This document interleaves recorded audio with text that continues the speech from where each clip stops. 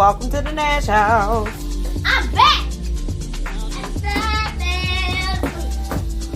No. Thank you. Good for the camera. Oh, okay. So it's almost dinner time. I got to start cooking because everybody's hungry. I don't really feel like cooking, so on a lazy day, this is what I make. So we get some frozen burgers from Walmart. They are 85% lean, right, Green? Yep. So these are the healthiest burgers that I could find.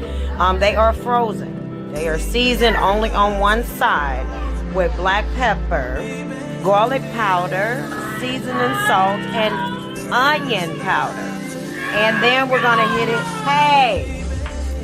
it with some vegetable broth or chicken broth.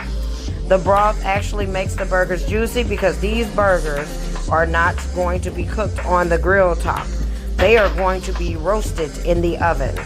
Yes, oven burgers. Who knew? Vegetable broth. The vegetable broth makes these burgers so juicy. Now, let me turn you back around.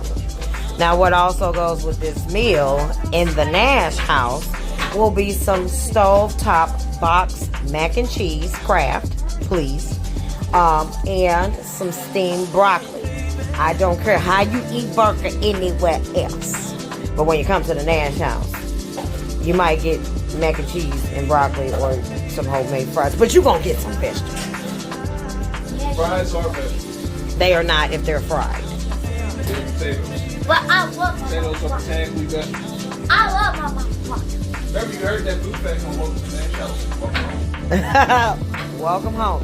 Now, these burgers are regular ground beef burgers. I have to put some turkey burgers in the oven also because family likes turkey burgers also.